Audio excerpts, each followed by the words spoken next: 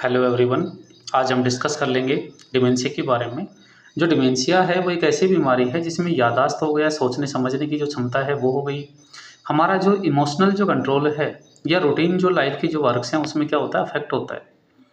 इसका जो मुख्य कारण होता है वो होता है एल्डर्स एज, है ना। एज जो फैक्टर है वो मोस्ट इम्पोर्टेंट होता है इसको स्टार्ट होने में या इसको जनरेट होने में। इसके कुछ सिम्टम्स होते हैं। वो सिम्टम्स क्या हो सकते हैं, जैसे हम लोग बात करते हैं मेमोरी का अफेक्ट होना। अब मेमोरी का अफेक्ट कैसे होता है कि जैसे एक बुजुर्ग आदमी है या एल्डर्स पर्सन है, अब उसको नहीं पता कि वह यूरिन पास आउट किया या नहीं किया, उसको नहीं याद रहता है कि उसने मेडिसिन ली या नहीं ली, उसको नहीं याद रहता है कि उसको कहाँ सोना है। तो इस तरह की जो प्रॉब्लम्स हैं वो एल्डर्स एज में जाके बहुत अफेक्ट करती हैं। नेक्स्ट होता है कि बोलना कुछ चाहता है पेशेंट और मुंह से कुछ और निकलता है, मतलब सही शब्द नहीं मिल पाना। ये भी एक लैंग्वेजल जो डिफ़िकल्टी है ये रहती है। एक दूसरी बात होती है कि किसी भी समस्या के बारे में हम पूछें तो सॉल्यूशन के बजाय उस समस्या के बारे में सोचना, मतलब बातें जो प्लानिंग जो है वो अफेक्ट होती है इस पेशेंट की। नेक्स्ट हम बात करते हैं कि जे पेशेंट ईटिंग का प्रॉब्लम्स हो सकता है, उसको बेसिक जो है उन चीज़ों में क्या हो सकता है, ये पेशेंट अफेक्ट होता है। अब बिहेवियर जो अफेक्ट है वो बिहेवियर अफेक्ट कैसे होता है कि इस तरह का आदमी, जैसे हम छोटी सी बात समझने की कोशिश करें कि एक पर्सन है जो दवाई नहीं लिया, अब उसको दवाई के लिए हम बोलें, या खाना नहीं खाया हम खाने के लिए बोलें, तो क्या होगा कि किसी भी पर्सन को हम किसी रिपीटेटिव मैनर में अगर बोलेंगे तो उसमें क्या होता है, उसमें होती है चिड़चिड़ापन, है ना। इरिटेबिलिटी जो है वो हमें देखने को नहीं मिलती है। दूसरी ओर क्या होगी, उसके बाद में उस दूसरा होगा कि फिर वो क्या है, स्ट्रेस जैसा कुछ देखने को हमें मिलेगा कि वो पेशेंट जो चीज़ें बार बार बोला जा रहा है फिर वो भूल जाता है, फिर वो सोचता है कि मुझे ऐसा बोला जा रहा है तो मुझे, है ना। तो उसमें क्या होने वाला है कि कुछ चीज़ें स्ट्रेस जैसा कुछ होगा, फिर ये चीज़ें डिप्रेशन जैसा कुछ सिम्टम्स जो है वो प्रोड्यूस करती हैं। इसके कुछ हम कारण समझने की कोशिश करें ना कि इसके क्या कारण हो सकते हैं। तो इसके कारण हो सकते हैं, पहला होता है कि डिजीज होती है अल्जाइमर। तो ये भी क्या होता है, न्यूरोलॉजिकल जो जनरेशन होता है न्यूरॉन्स का, ये एक ऐसे टाइप की बीमारी है। दूसरा है पार्किंसंस, है ना। तो जो पार्किंसंस हैं वो बीमारी भी इसमें अफेक्ट करती है। एक आता है हंटिंगटन डिजीज। ये तीनों डिजीज जो हैं वो अफेक्ट करती हैं किसी भी पर्सन्स की मेमोरी को, है ना। और जो मेमोरी होती है बेसिकली वो शॉर्ट टर्म जो मेमोरी होती है वो ज़्यादा अफेक्ट होती है इस टाइप के डिजीज में।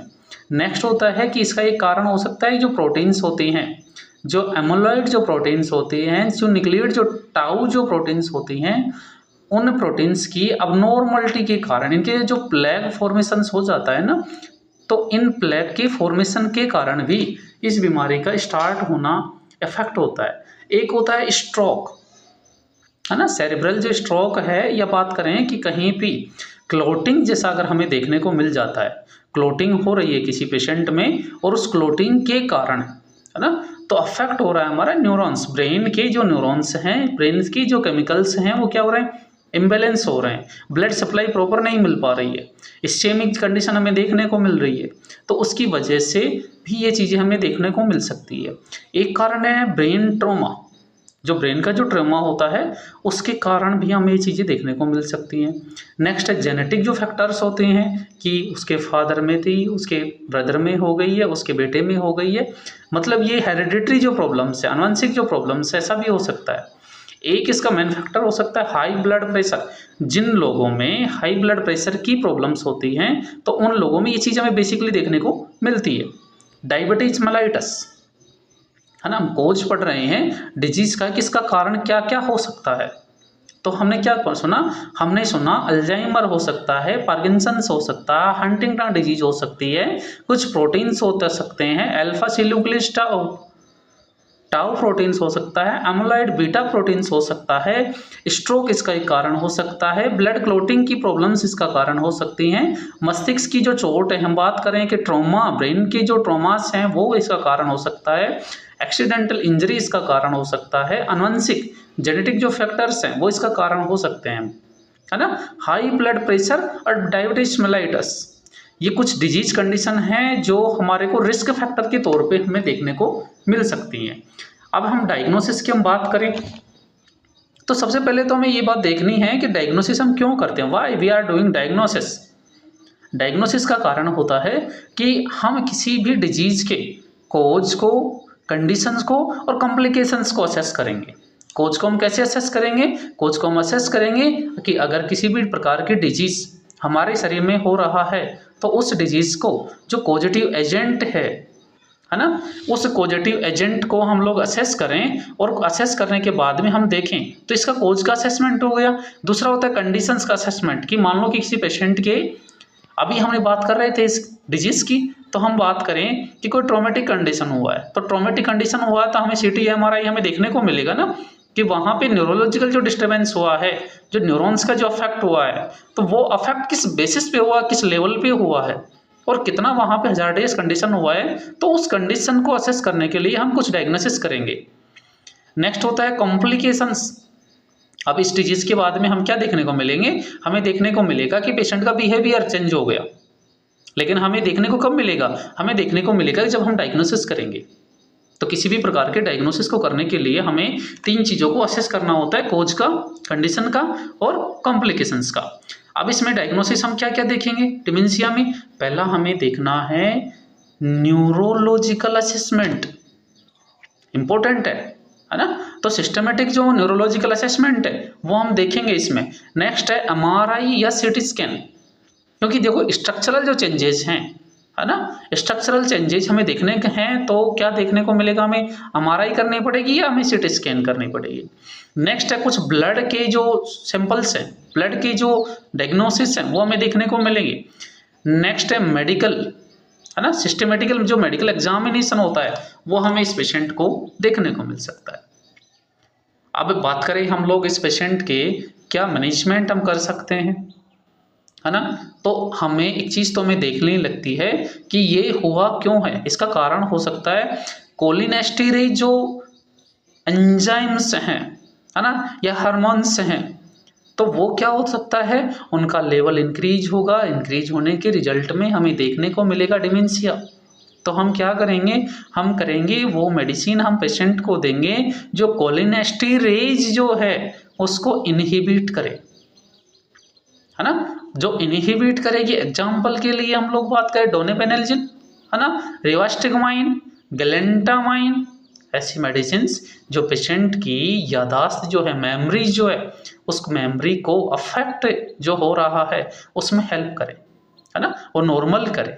नेक्स्ट बीमारी है मेमेंटामाइन, जो नेक्स्ट मेडिसिन जो है मेमेंटामाइन, ये ग्लूटामेट जो है इसको कंट्रोल करता है। अब बात करते हैं कि कुछ नर्सिंग कंसर्न इसके बारे में हो सकता है। तो नर्सिंग कंसर्न का मतलब ये होता है, जरूरी नहीं है कि किसी भी पेशेंट को हॉस्पिटल में रहे तो ही हम नर्सिंग कंसर्न के लिए अपडेट करें। पेशेंट कुछ बहुत सारे पेशेंट, आज हम बात करें इंडिया की, तो इंडिया में बहुत सारे ऐसे पेशेंट हैं डिमेंशिया के जो हॉस्पिटल नहीं गए, है ना। रूरल एरियाज़ की हम बात करें, ग्रामीण क्षेत्र की हम बात करें, तो बहुत सारे पेशेंट ऐसे हैं जो कभी जीवन में कभी हॉस्पिटल नहीं गए। किसके रिगार्डिंग? डिमेंशिया के रिगार्डिंग। तो हम क्या करेंगे? हम करेंगे जो फैमिली है ना, इसको हम एक तरह से सोशल वर्क बोल सकते हैं ना, क्योंकि पेशेंट हॉस्पिटल में नहीं आएगा तो नर्स कैसे उसको अपडेट करेगी, तो अपडेट नहीं करेगी तो इसका मतलब उसको ठीक नहीं होगा। तो इसके लिए हम क्या कर सकते हैं? इसके लिए हम करेंगे सोशल वर्क की तरह हम काम करेंगे, है ना।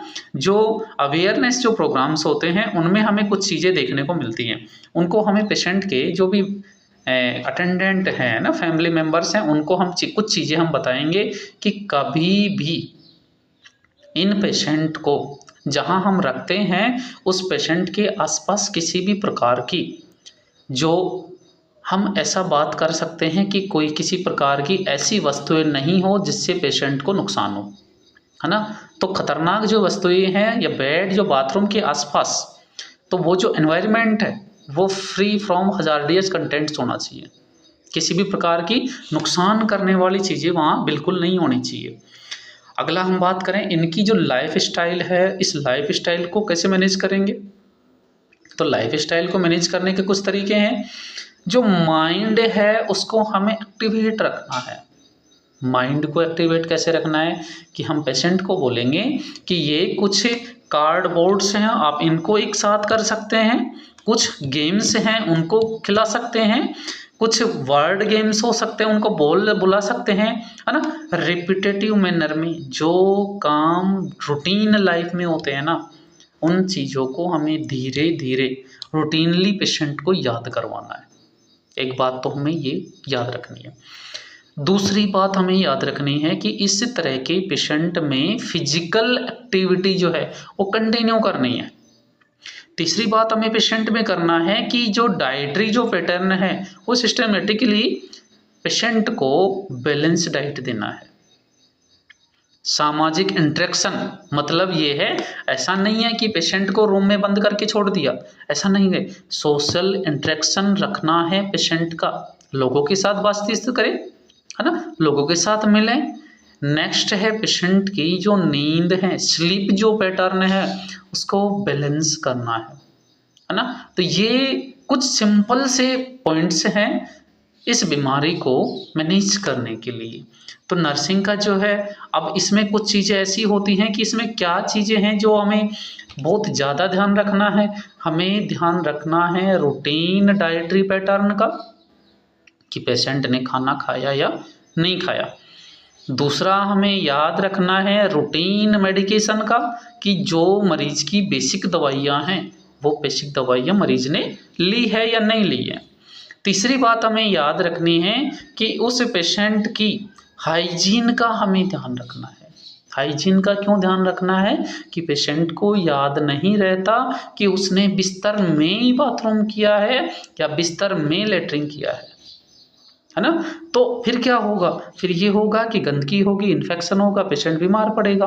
तो हाइजीन जो है वो मोस्ट इम्पोर्टेंट एक फैक्टर है इस पेशेंट को देखने का, है ना।